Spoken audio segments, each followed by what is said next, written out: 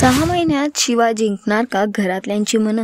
आशूला पाडणार का स्वतःच्या प्रेमात? शिवा शोचा ट्रॅक खूपच इंटरेस्टिंग होताना दिसत आहे। येणाऱ्या एपिसोडमध्ये आपण बघणार आहोत की शिवाला आशूची आई डायव्होर्स पेपर्स देते आणि तिला म्हणते की हे पेपर साइन कर आणि आशूच्या आयुष्यातून कायमचं निघून जा। हे ऐकल्यावर शिवा हैराण होते आणि ती आईंना समजावताना म्हणते मला फक्त 6 महिन्यांची मुदत द्या। तेव्हा आई तिला विचारतात 6 महिन्यात असं काय होणार आहे, तू जिंकशील का घरातल्यांची मनं? त्यावर शिवा हे चॅलेंज एक्सेप्ट करते आणि आईंना म्हणते की मी तुमची ही मुदत स्वीकारली आहे। मला 6 महिन्यांची मुदत तुम्ही दिली त्याबद्दल थँक्यू आणि मी ह्या 6 महिन्यात घरातल्यांची मनं जिंकेनच आणि आशूला माझ्या प्रेमात पाडेन।